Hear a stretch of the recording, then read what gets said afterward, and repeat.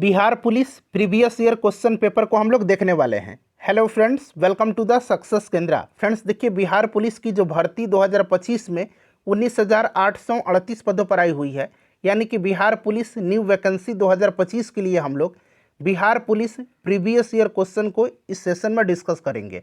आप देख सकते हैं ये Bihar police previous year question paper 2024 है। बिहार पुलिस का प्रीवियस ईयर का क्वेश्चन पेपर है 21/8/2024 का।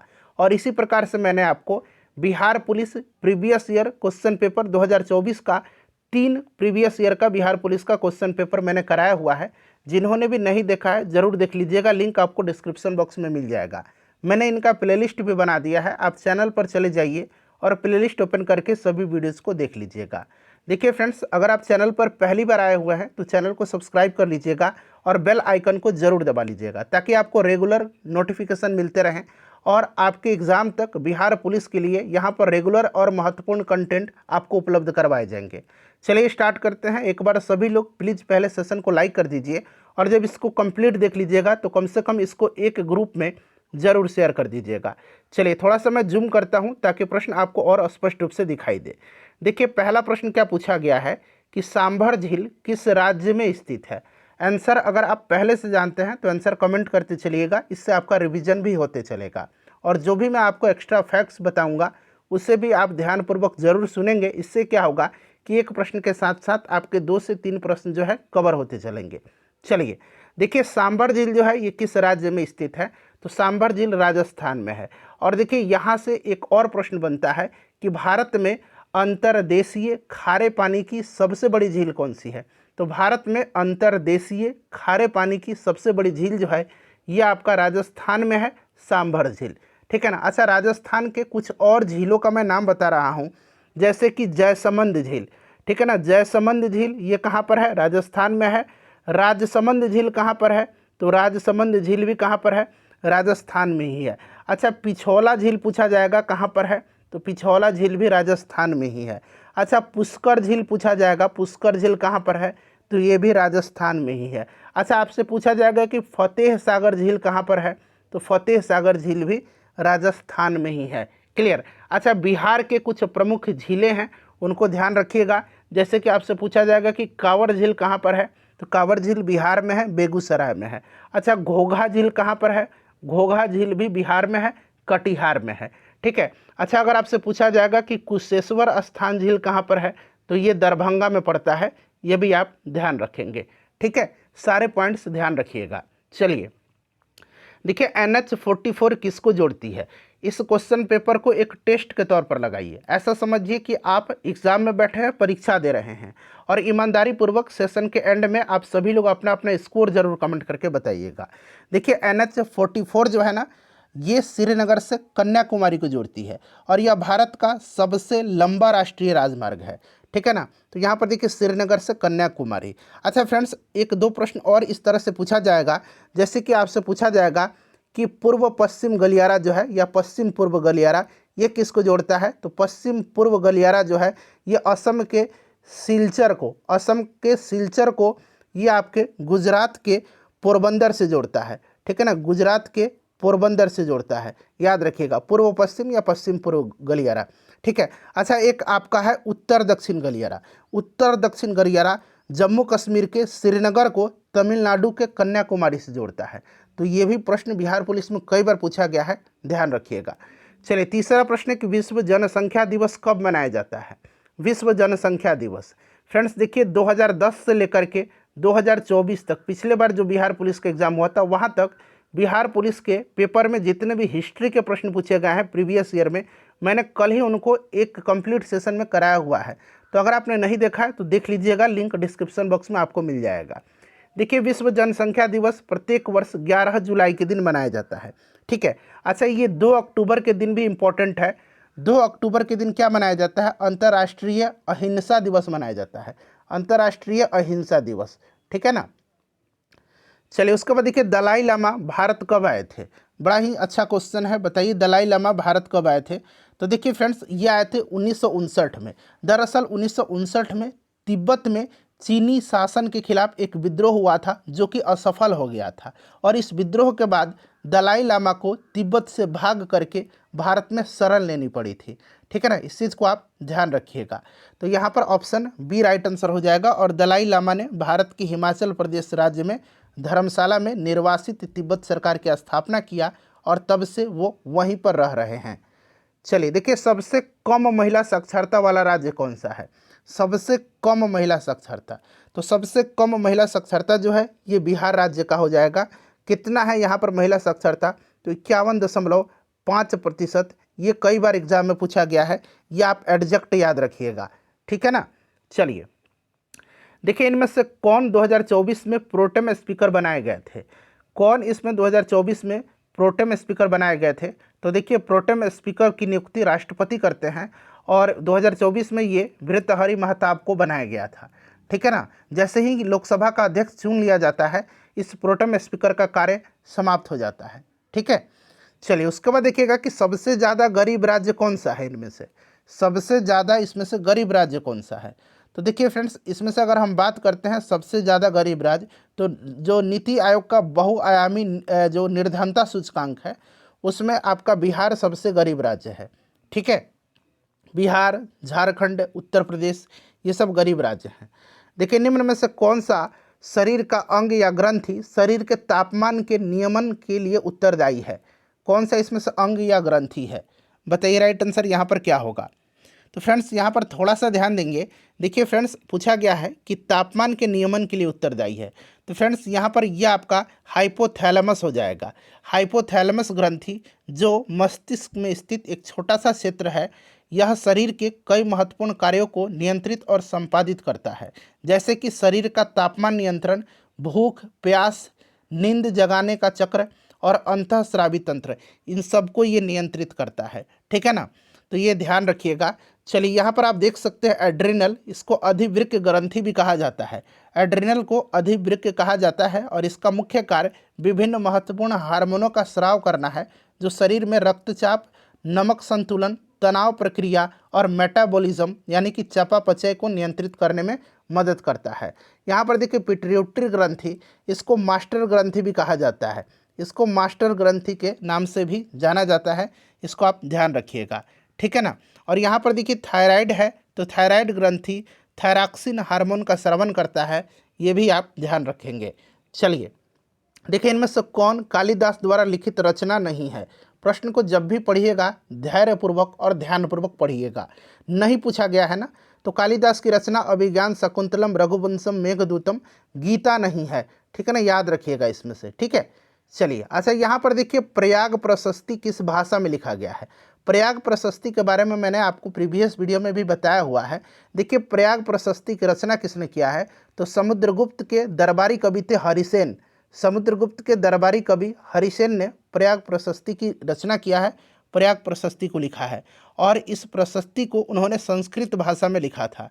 ठीक है ना, तो ये संस्कृत राइट आंसर हो जाएगा। अच्छा, समुद्रगुप्त को भारत का नेपोलियन कहा जाता है, ये भी मैंने आपको बताया था। ठीक है। चलिए उसके बाद देखिए भीमराव अंबेडकर का जन्म जो है कब हुआ था? भीमराव अंबेडकर का जन्म और इनका देहांत भी साथ साथ मैं बता देता हूँ, याद रखिएगा। भीमराव अंबेडकर का जन्म कब हुआ था? तो देखिए फ्रेंड्स, भीमराव अंबेडकर जी का जन्म जो हुआ था, ध्यान रखिएगा कब हुआ था? 14 अप्रैल 1891 को हुआ था। 14 अप्रैल 1891 को महू मध्य प्रदेश में, महू मध्य प्रदेश में। ठीक है ना, याद रखिएगा।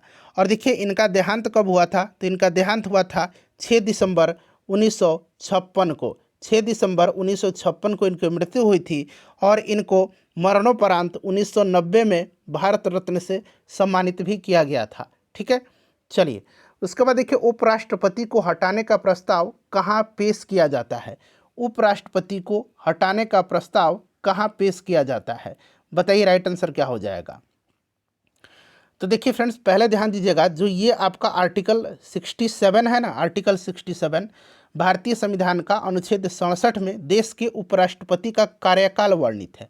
ठीक है। और इसके अनुसार उपराष्ट्रपति का कार्यकाल 5 वर्षों का होता है, लेकिन उससे पहले भी वह राष्ट्रपति को इस्तीफा सौंप करके अपना त्यागपत्र दे सकता है। ठीक है। और एक आर्टिकल है 67B, याद रखिएगा। ये 67B में जो है यह प्रावधान है कि राज्यसभा के प्रस्ताव पारित करके उपराष्ट्रपति को पद से हटाया जा सकता है और इसके लिए आवश्यक है कि यह प्रस्ताव राज्यसभा से बहुमत से पारित हो और लोकसभा में भी इस पर मंजूरी मिल जाए। ठीक है, उपराष्ट्रपति को हटाने के लिए प्रस्ताव लाने से पहले आवश्यक है कि इसके संबंध में कम से कम 14 दिन पहले 14 दिन पहले प्रस्ताव पेश किए जाने का नोटिस दिया जाए। ठीक है, तो ये सब ध्यान रखिएगा। यहाँ पर राज्यसभा राइट आंसर हो जाएगा। ठीक है ना, राज्यसभा राइट आंसर हो जाएगा। चलिए, उसके बाद देखिए कोशिका का सिद्धांत किसने दिया था। कोशिका का सिद्धांत पूछा गया है।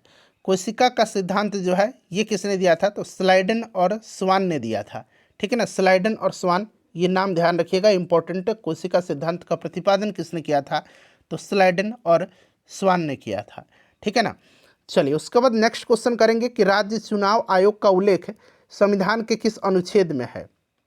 राज्य चुनाव आयोग का उल्लेख जो है संविधान के किस अनुच्छेद में है। अच्छा, चुनाव आयोग का तो आर्टिकल 324 से लेकर के 329 तक में है, ये आप जानते हैं। बट यहाँ पर आपका राज्य चुनाव आयुक्त लिखा गया है, चुनाव आयोग लिखा गया है। तो राज्य चुनाव आयोग जो है ये आर्टिकल 243 के में है। ध्यान रखिएगा, 243 के में है। ठीक है, 243 के। क्लियर। चलिए, उसके बाद देखिएगा 58वां ज्ञानपीठ पुरस्कार किसे मिला था। 58वां ज्ञानपीठ पुरस्कार, तो देखिए पिछली बार जो है ज्ञानपीठ पुरस्कार दिया गया था किनको, तो याद रखिएगा फ्रेंड्स, ये दिया गया था किनको, तो काफ़ी इंपॉर्टेंट है, स्वामी रामभद्राचार्य को। ठीक है, और गीतकार गुलजार को दिया गया था। रामभद्राचार्य को संस्कृत के लिए और गुलजार को उर्दू के लिए। तो यहाँ गुलजार और रामभद्राचार्य यानी कि ए और बी दोनों यहाँ पर राइट आंसर हो जाएगा। अच्छा, बात यहाँ पर ज्ञानपीठ पुरस्कार की आई हुई है, तो याद रखिएगा पहला जो ज्ञानपीठ पुरस्कार है ये 1965 में मलयालम के लेखक थे जी शंकर कुरूप, इन्हीं को दिया गया था। ठीक है, देखिए बिहार में SC ST कल्याण विभाग के मंत्री कौन हैं। अभी देखिए मंत्रिमंडल में थोड़ा सा बदलाव किया गया है बिहार गवर्नमेंट के, तो याद रखिएगा अभी देखिए राजस्व एवं भूमि सुधार मंत्री बने हैं नए मंत्री संजय सरावगी। ठीक है ना। अच्छा, पर्यावरण वन एवं जलवायु परिवर्तन मंत्री बने हैं सुनील कुमार सिंह। पर्यटन मंत्री बने हैं राजू सिंह। सहकारिता मंत्री बने हैं डॉक्टर प्रेम कुमार। और स्वास्थ्य और विधि मंत्री बने हैं मंगल पांडे। ठीक है ना। और यहाँ पर SC ST कल्याण विभाग के मंत्री, तो फ्रेंड्स ये जनक राम हैं। ठीक है, चलिए अगला प्रश्न करेंगे कि प्रथम चुनाव आयुक्त कौन थे। भारत के प्रथम चुनाव आयुक्त कौन थे, बताइए। तो ये सुकुमार सेन थे, आपको भी पता है कौन थे, सुकुमार सेन थे। अच्छा, अगर पूछा जाए कि भारत के प्रथम महिला मुख्य चुनाव आयुक्त कौन थी, प्रथम मुख्य निर्वाचन आयुक्त कौन थी, तो VS रमा देवी। कौन थी, VS रमा देवी, ये भी आप ध्यान रखिएगा। ठीक है ना। लोकसभा के पहले अध्यक्ष जीवी मावलंकर, लोकसभा की पहली महिला अध्यक्ष मीरा कुमार। क्लियर। चलिए, उसके बाद देखिए यूनेस्को का मुख्यालय कहाँ पर है, यूनेस्को का बताइएगा। यूनेस्को की स्थापना हुई थी 1945 में, कहाँ पर, लंदन में हुई थी। ठीक है ना, ध्यान रखिएगा 1945 में लंदन में, बट दूसरे विश्व युद्ध के बाद 1946 में यह अस्तित्व में आया था। ठीक है, इसका हेडक्वार्टर कहाँ पर है, तो फ्रांस के पेरिस में है। कहाँ पर है, तो फ्रांस के पेरिस में है, याद रखिएगा। चलिए देखिए मेक इन इंडिया की शुरुआत कब हुई थी, मेक इन इंडिया की शुरुआत, तो देखिए मेक इन इंडिया की शुरुआत जो हुई थी ना, ये कब हुई थी, 25 सितंबर 2014 को हुई थी। अच्छा फ्रेंड्स, आपको याद होगा कि स्वच्छ भारत अभियान, स्वच्छ भारत मिशन कब शुरू किया गया था, तो 2 अक्टूबर 2014 को शुरू किया गया था। क्लियर। चलिए देखिए मैथ का मैं आपको आंसर बताते चलूँगा। ठीक है ना, आप लोग खुद से सॉल्व करिएगा, मैंने सॉल्व नहीं किया हुआ, मैं आंसर आपको बता दे रहा हूँ। यहाँ पर देखिए इसका आंसर जो दिया गया है ना, वो आपका 1 दिया गया है। ठीक है। अच्छा, यहाँ पर देखिए चालिनी कोशिका किसको कहा जाता है, साइंस का क्वेश्चन है, चालिनी कोशिका। देखिए चालिनी कोशिका जो है ना, ये फ्लोएम में मौजूद होता है। चालिनी नलिकाएं आपने पढ़ा होगा, ये फ्लोएम में मौजूद होता है। ठीक है ना, और यह संवहन ऊतक का भाग होता है। ये कोशिकाएं एक ट्यूब के आकार की होती है। ठीक है।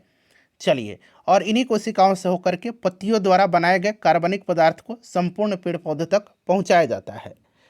चलिए देखिएगा पृथ्वी का पलायन वेग कितना होता है।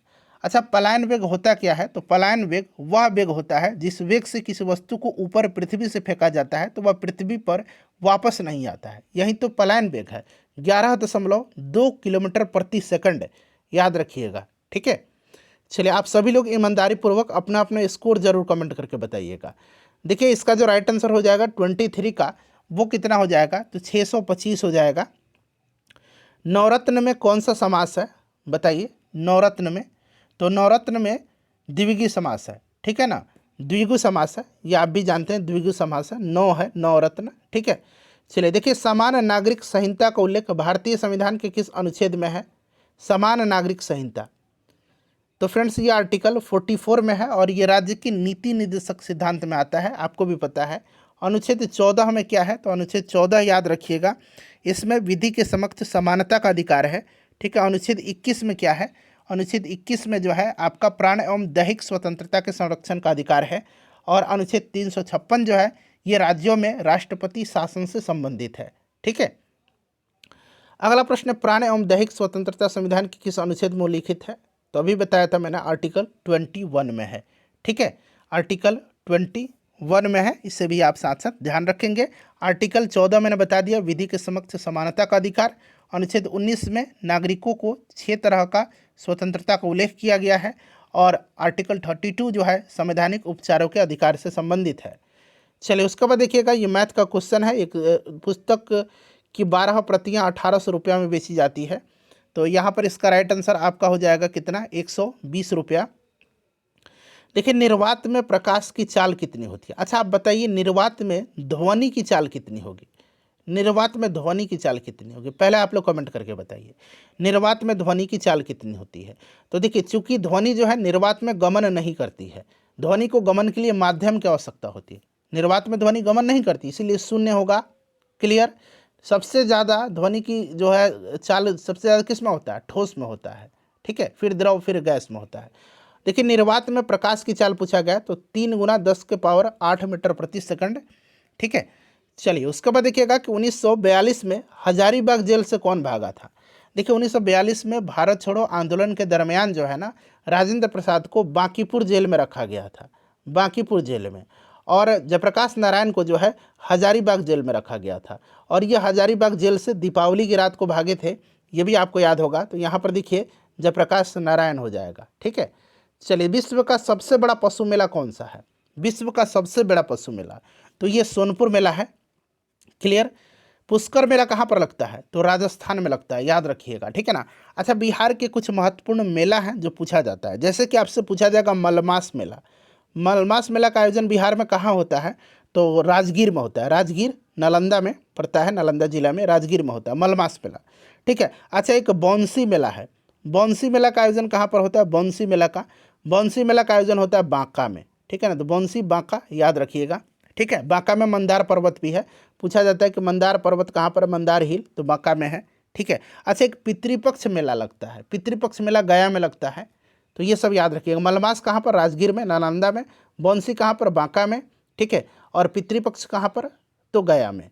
चलिए उसके बाद देखिएगा कि भीम बांध अभ्यारण्य किस जिला में है, भीम बांध अभ्यारण्य, तो भीम बांध जो है ये कहाँ पर है फ्रेंड्स, याद रखिएगा मुंगेर में है, ठीक है ना। वाल्मीकि कहाँ पर है, पश्चिम चंपारण में है, वाल्मीकि टाइगर रिजर्व, क्लियर।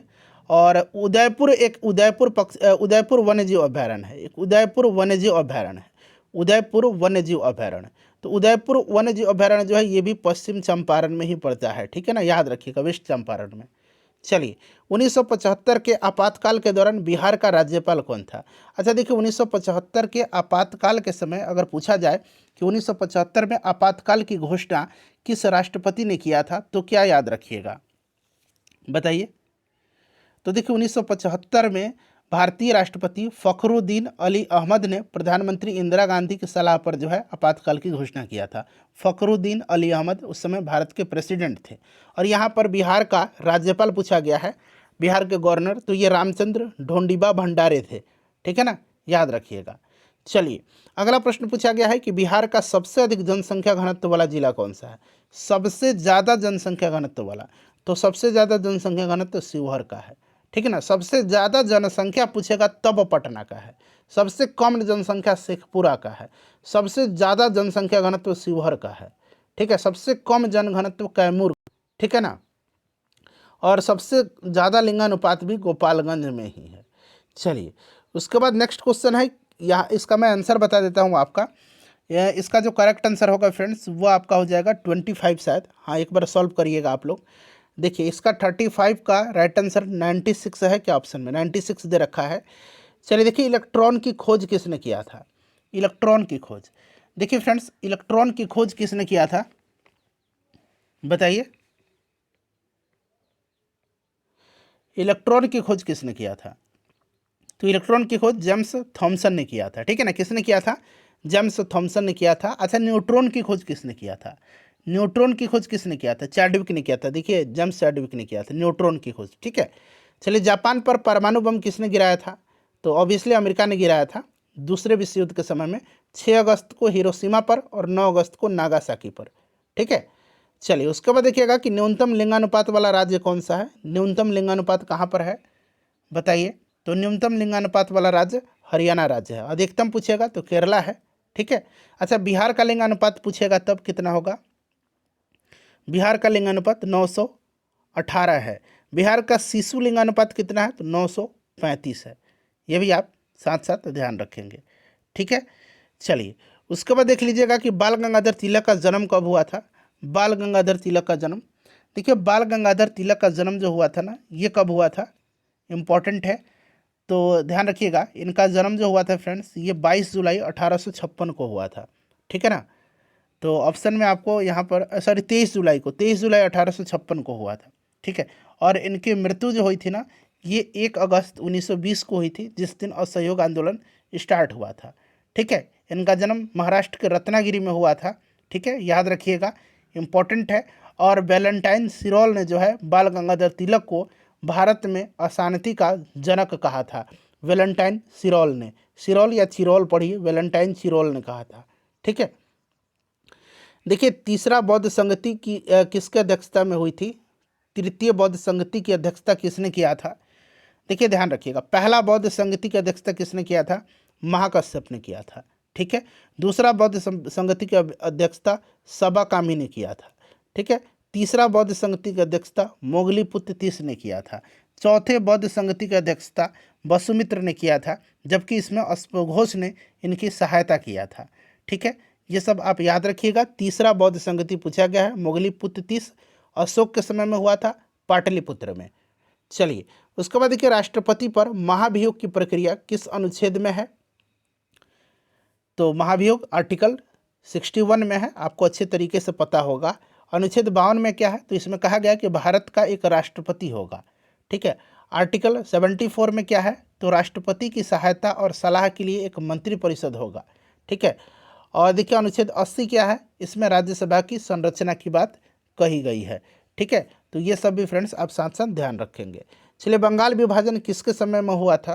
तो बंगाल विभाजन जो हुआ था ना ये हुआ था लॉर्ड कर्जन के समय में 1905 में, ठीक है ना। 1905 में बंगाल विभाजन हुआ था, ठीक है ना, याद रखिएगा। बंगाल विभाजन कब हुआ था? 1905 में, क्लियर। 16 अक्टूबर 1905 को जो है बंगाल विभाजन प्रभावी हुआ था, क्लियर, याद रखिएगा आप। चलिए अच्छा कांग्रेस का गठन किसके समय में हुआ था? तो बताइए किसके समय में? 1885 में लॉर्ड डफरिन के समय में, ठीक है। चलिए उसके बाद देखिए इनमें से कौन सा टाइगर रिजर्व बिहार में है? तो पलामू तो झारखंड में पड़ेगा, सिमलीपाल उड़ीसा में पड़ेगा, वाल्मीकि टाइगर रिजर्व है पश्चिम चंपारण में बिहार के, कान्हा जो है ये मध्य प्रदेश में पड़ जाएगा, ठीक है। चलिए उसके बाद देखिएगा कि इनमें से कौन सा सोडियम नाइट्रेट का सूत्र है? सोडियम नाइट्रेट का, तो इसमें से सोडियम नाइट्रेट का रासायनिक सूत्र जो है ये NaNO3 है। अच्छा NaCl जो है ये नमक का है, सोडियम क्लोराइड का। NaOH जो है ये किसका है? ये कास्टिक सोडा का है, सोडियम हाइड्रोक्साइड या कास्टिक सोडा, याद रखिएगा। KNO3 जो है ये पोटेशियम नाइट्रेट का है, ठीक है। इनमें से कौन सा बिहार का जिला है जो नेपाल से सीमा साझा नहीं करता है? देखिए बिहार के कौन कौन से जिले नेपाल से सीमा साझा करते हैं, तो मैं आपको काउंट करा रहा हूँ, ध्यान रखिएगा कौन कौन से जिले हैं। तो सबसे पहले चलिए पश्चिम चंपारण, पूर्वी चंपारण, सीतामढ़ी, मधुबनी, सुपौल, अररिया और किशनगंज। कौन कौन से जिले हैं? पश्चिम चंपारण, पूर्वी चंपारण, सीतामढ़ी, मधुबनी, सुपौल, अररिया और किशनगंज। गोपालगंज नहीं साझा करता है, ठीक है ना, याद रखिएगा। चलिए देखिए छक्का पंजा करना हिंदी का प्रश्न है, इस मुहावरे का सही अर्थ क्या है? छक्का पंजा करना यानी कि ओछी हरकत से किसी कार्य को सिद्ध करना। ऑप्शन यहाँ पर बी हो जाएगा। अन्वेषण का शुद्ध संधि विच्छेद पूछा गया है, अन्वेषण का, तो इसका सही संधि विच्छेद होगा अनु प्लस एसन, अनु प्लस एसन, ये वाला हो जाएगा, ठीक है ना। चलिए देखिए, फाहियान किसके समय में भारत आया था? मैंने आपको बताया था कि मेगास्थनीज आया था चंद्रगुप्त मौर्य के समय, फाहियान आया था चंद्रगुप्त द्वितीय के समय में, और हेन्सवांग आया था हर्षवर्धन के समय में, ठीक है। चलिए देखिए, जी का मान कितना होता है, ये कैपिटल जी है, कैपिटल जी को क्या बोलते हैं? कैपिटल जी को हम लोग गुरुत्वाकर्षण का सार्वत्रिक नियतांक कहते हैं इसको, और 6.67 गुना 10 के पावर -11 न्यूटन मीटर स्क्वायर पर केजी स्क्वायर होता है। इसका यूनिट ज़्यादा इंपॉर्टेंट है, ये आप जरूर याद रखिएगा, ठीक है। चलिए देखिए, इब्ने बतूता को दिल्ली का काजी किसने नियुक्त किया था? मैंने बताया था कि इब्ने बतूता 1333 ईस्वी में भारत आया था। कहाँ का ये था? ये मोरक्को का रहने वाला था। इसका जो यात्रा वृत्तांत है उसका नाम क्या है? रेहला है। और रेहला जो है यह किस भाषा में लिखा गया है, ये भी बन सकता है। तो रेहला को जो है ये लिखा गया अरबी भाषा में, ठीक है ना, अरबी भाषा में। क्लियर, इतना पॉइंट याद रखिएगा। मोहम्मद बिन तुगलक के समय में ये भारत आया था, और मोहम्मद बिन तुगलक ने इसको दिल्ली का काजी नियुक्त किया था, ठीक है, कि दिल्ली का काजी मोहम्मद बिन तुगलक ने इसको नियुक्त किया था। चलिए देखिए, भरपेट में कौन सा समास है? भरपेट में, ये कई बार प्रीवियस ईयर में पूछा गया है, अवयवी भाव समास है इसमें, ठीक है। चलिए, मांसपेशियों को अस्थियों से जोड़ने वाला उत्तक क्या कहलाता है? मांसपेशियों को अस्थियों से जोड़ने वाला, मांसपेशी को हड्डी से जोड़ने वाला उत्तक, इसको हम लोग बोलते हैं टेंडन बोलते हैं, ठीक है। इसको क्या बोलते हैं? टेंडन बोलते हैं, याद रखिएगा, इसको टेंडन बोलते हैं। और लिगामेंट किसको बोलते हैं? जरा आप मुझे कमेंट करके बताइए तो। चलिए, उसके बाद देखिएगा कि दस्तलिक जो है ये आपका संयुक्त सैन्य अभ्यास है, ठीक है। ये भारत और किस देश के बीच होता है? दस्तलिक किसके बीच होता है? तो भारत और उज्बेकिस्तान के बीच होता है, ठीक है। चलिए देखिएगा कि सिरका में कौन सा अम्ल पाया जाता है? तो ऑब्वियसली सिरका में एसिटिक एसिड पाया जाता है, आपको भी पता है, मैंने कई दफ़ा बताया है। 5 से 8% एसिटिक अम्ल के बिलियन को सिरका कहा जाता है, ठीक है ना। देखिए, सुबेरिन पौधे के किस भाग में पाया जाता है? सुबेरिन किस भाग में पाया जाता है? देखिए, सुबेरिन एक भौतिक अवरोध के रूप में भी कार्य करता है, और यह उत्तकों से पानी के नुकसान को रोकता है। यह चारों ओर घेरने के साथ साथ रोगजनकों से भी पौधे की सुरक्षा करता है, और यह पौधे में घाव भरने की प्रक्रिया का एक महत्वपूर्ण घटक भी है सुबेरिन, जो कि आपका यहाँ छाल राइट आंसर हो जाएगा, परडर्मम कोकम छाल में, ठीक है। इसको आप याद रखिएगा, ये आपके पेड़ों की छाल में पाया जाता है। चलिए, उसके बाद देखिएगा कि ऊष्मागतिकी का प्रथम नियम जिस संरक्षक नियम पर आधारित है वह कौन सा है? ऊष्मागतिकी का प्रथम नियम जिस संरक्षक नियम के ऊपर आधारित है वह कौन सा है? तो फ्रेंड्स, ये जो आपका लॉ ऑफ कंजर्वेशन, ठीक है। तो यहाँ पर राइट आंसर क्या हो जाएगा? जल्दी से बता दीजिएगा, इसका सही आंसर क्या हो जाएगा? देखिए, इसका करेक्ट आंसर आपका ऊर्जा का संरक्षण, ठीक है ना, ऊर्जा के संरक्षण नियम पर। देखिए, when we got home last evening we found that the guest, खाली स्थान भरना है यहाँ पर। तो देखिए, when we got home last evening we found that the guest had arrived, had यहाँ पर लग जाएगा, ठीक है। चलिए, उसके बाद देखिए, एंटीसिपेट जो है यहाँ पर पूछा गया है कि विच best express the meaning of the given word, इसका मीनिंग कौन सा इसमें से है? एंटीसिपेट का मतलब क्या होता है कि किसी घटना को घटित होने का अनुमान लगाना, ठीक है ना, पहले से। तो इसका फोर्सिन हो जाएगा, यहाँ पर फोर्सी यहाँ पर दिया गया है। उसके बाद देखिए, व्हेन आई फिनिश, यहाँ पर राइट लिखा गया ब्रैकेट में, और खाली स्थान दिया गया है, this letter I will come and help you. बताइए यहाँ पर क्या होगा? मतलब इसी से संबंधित यहाँ पर आपको सुटेबल वर्ड भरना है। व्हेन आई फिनिश राइटिंग होगा, यहाँ पर फिनिश राइटिंग होगा, when I finish writing this letter I will come and help you, ठीक है। चलिए, the word attire in the above sentence means, इसका मीनिंग बताना है, बताइए। तो फ्रेंड्स देखिए, इसका मतलब होता है वस्त्र पोशाक। इसको पढ़िएगा, I love to listen to my fellow passenger, ये हार्डी ओल्ड सोल्जर, आई जज from his attitude and attire, ठीक है ना। तो उसका एटीट्यूड और जो उसका वस्त्र था, पोशाक था, उसी से, तो इसका मतलब ये आपका आउटफिट होता है, ठीक है। चलिए, उसके बाद नेक्स्ट क्वेश्चन है कि भारत का सबसे बड़ा पुल जो है धौला सादिया, ये किस नदी पर है? धौला सादिया किस नदी पर है फ्रेंड्स? तो ये लोहित नदी पर है, ठीक है, याद रखिएगा। और इसकी लंबाई याद रखिएगा 9.15 किलोमीटर है, ठीक है, ये ज़्यादा इंपॉर्टेंट है। क्लियर? धौला सादिया क्लियर। और ये असम और अरुणाचल को जोड़ता है और इसे अब भूपेन हजारिका पुल के नाम से जाना जाता है। देखिए मुद्रास्फीति में क्या होता है, मुद्रास्फीति में क्या होता है, जो इन्फ्लेशन होता है उस कंडीशन में जिसमें मुद्रा का मूल्य घटता है और सामान की कीमत बढ़ती है, ठीक है ना। तो यहाँ पर राइट आंसर क्या हो जाएगा, इसमें मुद्रा का मूल्य क्या होगा, घटता है, मुद्रा का मूल्य घटता है और सामान की कीमत बढ़ती है, ठीक है। नेक्स्ट हमारा कि अगस्त 1942 में राजेंद्र प्रसाद को किस जेल में रखा गया था। तो मैंने बताया था कि भारत छोड़ो आंदोलन के दौरान राजेंद्र प्रसाद को किस जेल में रखे गए थे ये, तो ये बांकीपुर जेल में, और जयप्रकाश नारायण को हजारीबाग जेल में, ठीक है। चलिए देखिए अनुच्छेद 51 किससे संबंधित है, अनुच्छेद 51 किससे संबंधित है, तो आपने पढ़ा होगा 36 से लेकर के 51 तक भाग 4 में नीति निर्देशक तत्व हैं, ठीक है। और 51 आर्टिकल कहता क्या है, तो आर्टिकल 51 जो है ना, इसमें अंतर्राष्ट्रीय शांति और सुरक्षा की अभिवृद्धि का उल्लेख है, ठीक है। चलिए उसके बाद देखिए कोसी नदी की कुल लंबाई कितनी है, कोसी नदी की कुल लंबाई, तो ऑप्शन के हिसाब से बात करते हैं तो यहाँ से 730 किलोमीटर हो जाएगा। और ये जो आपका कोसी नदी है ये बिहार में कुर्सेला में आकर के, कटिहार में कुर्सेला में आकर गंगा नदी में मिलती है, ठीक है। चलिए देखिए व्हिच ऑफ द फॉलोइंग जो है वर्ड इज करेक्टली स्पेल्ड, मतलब सही कौन सा इसमें से स्पेलिंग है, तो इसमें से आपका जो होगा ये आपका कौन सा होगा, ये वाला आपका सही है, ठीक है ना, ये वाला आपका स्पेलिंग सही दिया गया है, क्लियर। चलिए देखिए विष्णुपद मंदिर बिहार के किस जिला में, अब देखिए विष्णुपद मंदिर जो है ये कहाँ पर है, ठीक है। उसके बाद एक जल मंदिर है, ये भी पूछा जाता है कहाँ पर है जल मंदिर, ठीक है। एक आपका एक और मंदिर है, मैं बता रहा हूँ कौन सा मंदिर है, तो वो आपका देव सूर्य मंदिर, ये कहाँ पर है ये भी पूछा जाता है, देव सूर्य मंदिर। सभी मंदिर याद रखिएगा। सबसे पहले देखिए विष्णुपद मंदिर कहाँ पर है, बताइए। विष्णुपद मंदिर जो है ना फ्रेंड्स ये गया में पड़ेगा, ठीक है। देव सूर्य मंदिर कहाँ पर है, तो ये औरंगाबाद बिहार में है, औरंगाबाद में पड़ेगा, औरंगाबाद में।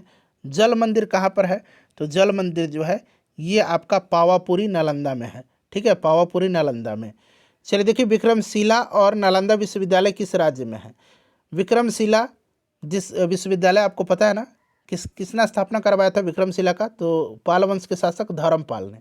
और नालंदा विश्वविद्यालय की स्थापना किसने कराया था, कुमारगुप्त प्रथम ने, ठीक है ना, कुमारगुप्त प्रथम ने, कुमारगुप्त प्रथम ने करवाया था। ये कहाँ पर है, ये बिहार में है ना।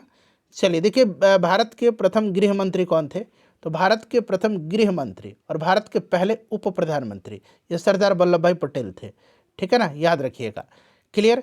अच्छा बिहार के जो आपके डॉक्टर राजेंद्र प्रसाद थे, राजेंद्र प्रसाद को आपको पता है ना कि जो मंत्रिमंडल था अंतरिम उसमें इनको खाद्य कृषि मंत्री बनाया गया था और जगजीवन राम को श्रम मंत्री बनाया गया था। चलिए देखिए प्रति व्यक्ति आय का प्रतिपादन किसने किया था, तो देखिए प्रति व्यक्ति आय का प्रतिपादन जो है सबसे पहले दादा भाई नौरोजी ने किया था। उन्होंने अपनी पुस्तक poverty and un British rule in India में भारत की राष्ट्रीय आय की गणना की तथा प्रति व्यक्ति आय 20 रुपया होने का अनुमान लगाया था।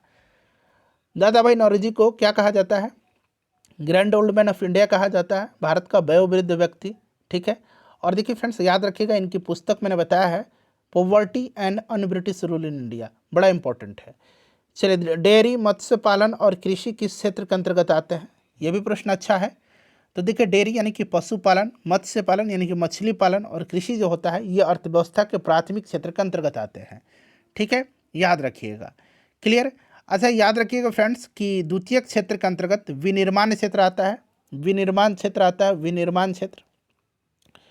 अच्छा तृतीयक क्षेत्र में क्या क्या आता है, तो तृतीयक क्षेत्र में आपका आ जाएगा परिवहन, संचार, बैंकिंग सेवाएं, ये सब आता है आपका तृतीयक क्षेत्र में, ठीक है। और तृतीयक क्षेत्र को जो है सेवा क्षेत्र भी कहा जाता है, ये भी ध्यान रखिएगा, पूछा जाएगा कि सेवा क्षेत्र किसको कहा जाता है, तो ये तृतीयक क्षेत्र को। अर्थशास्त्र के लेखक कौन है, तो अर्थशास्त्र के लेखक कौटिल्य हैं, चाणक्य हैं, विष्णुगुप्त हैं, 3 नाम इनका है, कौटिल्य, चाणक्य, विष्णुगुप्त। इन्हीं की सहायता से जो है चंद्रगुप्त मौर्य ने मगध पर मौर्य वंश की स्थापना किया था। विश्व जल संरक्षण दिवस कब मनाया जाता है, तो जल संरक्षण दिवस 22 मार्च के दिन, 22 अप्रैल के दिन क्या मनाया जाता है, 22 अप्रैल के दिन पृथ्वी दिवस मनाया जाता है, ठीक है, ये भी ध्यान रखिएगा। 22 मार्च को बिहार का स्थापना दिवस भी मनाया जाता है। देखिए अटल सेतु किस राज्य में है, अटल सेतु, अटल सेतु सी ब्रिज है ये, ठीक है। और ये महाराष्ट्र में है, 6 लेन वाला ये है, तो महाराष्ट्र हो जाएगा। वायु का निरपेक्ष अपवर्तनांक, VVI क्वेश्चन है। अब देखिए मैं यहाँ से आपको वायु का निरपेक्ष अपवर्तनांक बताऊंगा, जल का बताऊंगा, ठीक है, उसके बाद अल्कोहल का बताऊंगा, अल्कोहल का बताऊंगा, उसके बाद मैं आपको कांच का बताऊंगा, उसके बाद आपको मैं हीरा का बताऊंगा, ठीक है। देखिए सबसे पहले वायु का देखिए, वायु का कितना होता है, वायु का होगा यहाँ पर 1.3 और फिर 3, सिंपल है, 3 के बाद 3 आ जा रहा है, ठीक है, ये वायु का है। जल का पूछेगा तो 1.33, ठीक है। अल्कोहल का पूछेगा तो 1.36, हीरा का पूछेगा तो 2.42, कांच का पूछेगा तो 1.52, ठीक है। चलिए उसके बाद देखिए ताजमहल का निर्माण, ताजमहल के वास्तुकार का नाम पूछा था, उस्ताद अहमद लाहौरी, ठीक है ना। और ताजमहल का निर्माण शाहजहां ने करवाया था। दिल्ली के जामा मस्जिद का निर्माण, दिल्ली के लाल किले का निर्माण, ये सब शाहजहां ने करवाया था। चलिए वर्षा की बूंदें जो होती है ये गोलाकार किसके कारण होती हैं, वर्षा की बूंदें गोलाकार होती है पृष्ठ तनाव के कारण, सरफेस टेंशन के कारण। बिहार सूचना आयोग की स्थापना कब हुई थी। देखिए फ्रेंड्स, बिहार राज्य सूचना आयोग एक वैधानिक निकाय है और इसकी स्थापना 2006 में हुआ था, ठीक है ना। 2006 में सूचना का अधिकार अधिनियम 2005 की धारा 15 के तहत जो है इसका गठन किया गया था 2006 में, ठीक है ना। 2006 में सूचना का अधिकार अधिनियम 2005 की धारा 15 के तहत इसका गठन किया गया था, ठीक है। अच्छा, राष्ट्रीय मानवाधिकार आयोग का गठन कब किया गया था, 1993 में, ये भी याद रखेंगे आप। देखिए मानव में क्रोमोसोम की संख्या कितनी होती है, मानव में क्रोमोसोम की संख्या कितनी होती है, चलिए फटाफट बता दीजिए। तो मानव में क्रोमोसोम की संख्या जो होती है ना, ये आपका कितना होता है, 46, और जोड़ी में पूछेगा तो 23, ठीक है। पितृपक्ष मेला पूछ लिया गया है प्रश्न, मैंने बताया था कि पितृपक्ष मेला कहाँ पर लगता है, गया में। द स्पिरिट ऑफ लॉज, इसको बोलते हैं हिंदी में कानून की आत्मा, ये पुस्तक है, किसने लिखा है इस पुस्तक को, तो लिखा है मॉन्टेस्क्यू ने। किसने लिखा है, मॉन्टेस्क्यू ने लिखा है, ठीक है, याद रखिएगा, किसने लिखा है, मॉन्टेस्क्यू ने लिखा है। चलिए उसके बाद हम लोग नेक्स्ट क्वेश्चन कर लेंगे कि डीएनए का पूरा नाम क्या है। डीएनए का full form deoxy ribo nucleic acid होता है, ठीक है ना, याद रखिएगा। आरएनए का राइबो न्यूक्लिक होता है। पौधे में वृद्धि का हार्मोन कौन सा है, अब थोड़ा सा यहाँ पर आपको दिक्कत होगा। दरअसल आप देखेंगे ना, साइटोकाइनिन, ऑक्सिन और जिब्रेलिन, ठीक है, ये तीनों जो है ना पौधे की वृद्धि में सहायक होते हैं, ठीक है। परंतु इसमें से अगर हम बात करें सबसे सूटेबल, तो यहाँ पर आपका ऑक्सिन हो जाएगा, ठीक है। ये आपका पौधे में प्रमुख जो है वृद्धि हार्मोन है, ठीक है। और देखिए साइटोकाइनिन जो है ये भी वृद्धि में मदद करता है और ये कोशिका विभाजन में मदद करता है, ठीक है। एथिलीन जो होता है ये फलों के पकाने में सहायक हार्मोन है, क्लियर। चलिए उसके बाद देखिए अंतर्राष्ट्रीय वित्तीय सेवा केंद्र प्राधिकरण, इसको हम लोग बोलते हैं IFSCA, ठीक है। हिंदी में बोलेंगे अंतर्राष्ट्रीय वित्तीय सेवा केंद्र प्राधिकरण और अंग्रेजी में बोलेंगे international financial services centres authority, international financial services centres authority. इसका स्थापना 2020 में किया गया था और इसका हेडक्वार्टर जो है, मुख्यालय जो है, ये गुजरात के गांधीनगर के गिफ्ट सिटी में है। गिफ्ट सिटी कहाँ पर है, गुजरात के गांधीनगर की गिफ्ट सिटी में, ठीक है ना, गुजरात हो जाएगा। रक्तचाप को नियंत्रित करने वाली ग्रंथि, तो मैंने आपको बताया था ना कि कौन सी ग्रंथि है जो रक्तचाप को नियंत्रित करती है।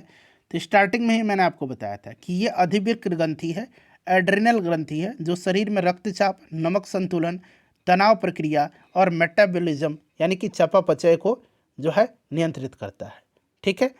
चलिए देखिएगा कि भारत में किस प्रकार की शासन व्यवस्था है। भारत में किस प्रकार की शासन व्यवस्था है फ्रेंड्स, बताइए। तो यहाँ पर संघीय शासन व्यवस्था है भारत में, ठीक है ना। सरकार को 2 स्तर पर यहाँ पर बांटा गया है, केंद्र स्तर पर, राज्य स्तर पर, ठीक है। अच्छा ये भी राइट आंसर होता है। 1 मिनट यहाँ पर थोड़ा सा मैं आपको और बता देता हूँ, देख लीजिए। पौधे में वृद्धि हार्मोन मैंने बता दिया ना, मुख्य रूप से इसमें से आपका ऑक्सिन होगा, वैसे साइटोकाइनिन भी सहायक होता है बट ऑक्सिन ज़्यादा सुटेबल आंसर है। और एक प्रश्न बनता है कि कौन सा हार्मोन पौधे में वृद्धि अवरोधक हार्मोन है, वृद्धि अवरोधक। तो वृद्धि अवरोधक हार्मोन जो है ना, ये कौन सा है, एब्सिसिक एसिड है। एब्सिसिक एसिड जो होता है, एब्सिसिक एसिड यहाँ मैं लिख देता हूँ, एब्सिसिक एसिड, एब्सिसिक एसिड जो होता है ये आपका पादप हार्मोन है, ये वृद्धि अवरोधक हार्मोन कहलाता है। ठीक है, ये हो गया संघीय। अच्छा, भारत में चांदी का सबसे ज़्यादा उत्पादन किस राज्य में होता है? चांदी का सबसे ज़्यादा उत्पादन, तो फ्रेंड्स ये राजस्थान में होता है। ठीक है, देखिए हिंदू पॉलिटी नामक पुस्तक के लेखक कौन थे? हिंदू पॉलिटी, तो फ्रेंड्स इसको लिखा है केपी जायसवाल ने। 1919-20 में दरभंगा में किसान आंदोलन का नेतृत्व किसने किया था? तो 1919-20 में दरभंगा में किसान आंदोलन जो था उसका विद्यानंद ने किया था। ठीक है, याद रखिएगा, स्वामी विद्यानंद ने। क्लियर? चलिए, उसके बाद देखिएगा कि सुरेंद्र किशोर को पद्मश्री पुरस्कार किस क्षेत्र में मिला था? दरअसल इनको 2024 में मिला था, इनको पत्रकारिता के लिए दिया गया था। अब याद रखना आपको, सबसे वीवीआई प्रश्न मैं बता रहा हूँ। देखिए 2025 में शारदा सिन्हा को पद्म विभूषण दिया गया, बिहार से बिलोंग करती हैं, बिहार कोकिला कहा जाता है, कला के क्षेत्र में दिया गया है। ठीक है, एक नाम हो गया। दूसरा नाम याद रखिएगा, सुशील कुमार मोदी, बिहार की ये पहले डिप्टी सीएम भी रह चुके थे ना पूर्व में, इनको सामाजिक क्षेत्र के लिए दिया गया है, राजनीतिक के क्षेत्र में। ठीक है, उसके बाद देखिए किशोर कुणाल को दिया गया है, भीम सिंह भावेश को दिया गया है, हेमंत कुमार को दिया गया। ये नाम इंपॉर्टेंट है, हेमंत कुमार, याद रखिएगा, इनको चिकित्सा के क्षेत्र में दिया गया, मेडिसिन के क्षेत्र में। ठीक है, ये भी नाम इंपॉर्टेंट है, निर्मला देवी। ठीक है, निर्मला देवी, ये सब पद्मश्री दिया गया है। देखिए शारदा सिन्हा को पद्म विभूषण, सुशील मोदी को पद्म भूषण, और बाकी जो सभी लोग मैं नाम बताई इनको पद्मश्री दिया गया है। हेमंत कुमार को पद्मश्री चिकित्सा के क्षेत्र में दिया गया है। निर्मला देवी को जो है कला के क्षेत्र में दिया गया है, एक कला है सुजनी कला, सुजनी कला। ठीक है ना, इसी के लिए इनको दिया गया है। ठीक है, विजय नित्यानंद सूरीश्वर जी महाराज को दिया गया है अध्यात्म के लिए। ठीक है, तो मैंने आपको 7 नाम बताया, शारदा सिन्हा, सुशील कुमार मोदी, किशोर कुमार, भीम सिंह भावेश, हेमंत कुमार, निर्मला देवी और विजय नित्यानंद सूरीश्वर जी महाराज। तो ये 7 नाम याद रखिएगा। देखिए भारत में कोविड-19 का सबसे पहला केस कहाँ पर था? तो सबसे पहला केस आया था केरल में। ये आया था कब? तो ये 30 जनवरी 2020 को। ठीक है, 30 जनवरी 2020 को केरल में। चलिए अगला प्रश्न हमारा है कि भारत में पुनर्जागरण का जनक किसको कहा जाता है? भारत में पुनर्जागरण का जनक जो है किसको कहा जाता है? तो फ्रेंड्स याद रखिएगा, राजा राम मोहन राय को कहा जाता है। भारत में पत्रकारिता का अग्रदूत भी इनको कहा जाता है। राजा राम मोहन राय ने ब्रह्म समाज की स्थापना किया था, आत्मीय सभा की स्थापना किया था। ठीक है, चलिए उसके बाद देख लीजिएगा कि लेंस बनाने में किसका प्रयोग नहीं किया जाता है। देखिए अब यहाँ पर आपको लगेगा कि ये ऑप्शन ही गलत पूछा गया, बट देखिए लेंस बनाने में कांच का इस्तेमाल तो होता ही होता है, साथ ही पारदर्शी प्लास्टिक का इस्तेमाल होता है और थोड़ा सा सिलिकॉन का भी एक जगह उपयोग होता है, मिट्टी का उपयोग नहीं होता है। ठीक है, लोकसभा अध्यक्ष को कौन हटा सकता है? तो देखिए लोकसभा अध्यक्ष जो होता है ना, ये शपथ नहीं लेता है। ठीक है ना, और लोकसभा के अध्यक्ष को लोकसभा के सदस्य ही चुनते हैं। और देखिए इसको जो है हटाएगा कौन? तो लोकसभा के सदस्य ही हटाएंगे। ठीक है, लोकसभा के अध्यक्ष को लोकसभा सदस्यों के तत्कालिक बहुमत द्वारा पारित प्रस्ताव से हटाया जा सकता है। देखिए भारत में चुनाव आयोग का उल्लेख संविधान के किस आर्टिकल में है? तो ये अनुच्छेद 324 हो जाएगा। ठीक है, याद रखिएगा 324। क्लियर? 280 भी याद रखिएगा, ये वित्त आयोग से संबंधित है। अगला प्रश्न कि भूतकाल के कितने भेद हैं? भूतकाल के भेद तो 6 भेद हैं। कौन कौन से? तो सामान्य भूत, आसन्न भूत, पूर्ण भूत, अपूर्ण भूत, संदिग्ध भूत और हेतु मध्य भूतकाल। ठीक है, चलिए उसके बाद देखिएगा कि राष्ट्रपति द्वारा संविधान के किस अनुच्छेद के अंतर्गत अध्यादेश जारी किया जाता है? अब राष्ट्रपति जो है यह अध्यादेश जारी करता है अनुच्छेद 123 के अंतर्गत। और राज्यपाल पूछेगा, राज्यपाल तो राज्यपाल अनुच्छेद 213 के अंतर्गत। ठीक है, दोनों याद रखिएगा। अच्छा, अनुच्छेद 112 में क्या है? वार्षिक वित्तीय विवरण का जिक्र है। अनुच्छेद 356 में क्या है? तो राज्य में राष्ट्रपति शासन है। ठीक है, 23 जनवरी 1897 को किनका जन्म हुआ था? तो आपको याद होगा ना, 23 जनवरी को पराक्रम दिवस मनाया जाता है। अब आपको याद आ गया होगा कि पराक्रम दिवस मनाया जाता है सुभाष चंद्र बोस के जयंती पर। तो सुभाष चंद्र बोस जी का जन्म हुआ था कहाँ पर? तो कटक में, उड़ीसा में इनका जन्म हुआ था। ठीक है, चलिए देखिए पौधे में गैसों का आदान प्रदान किसके द्वारा होता है? बड़ा इंपॉर्टेंट क्वेश्चन है, ये रंग के द्वारा होता है। ठीक है, अच्छा चलिए ये वाला प्रश्न है, श्रीनगर किस नदी के किनारे बसा है? किस नगर के किनारे स्थित है? किस नदी के श्रीनगर? इसका आंसर आप कमेंट करिए और अपना स्कोर ईमानदारी पूर्वक बता दीजिए। लाइक कर दीजिए सेशन को और इसको शेयर कर दीजिएगा।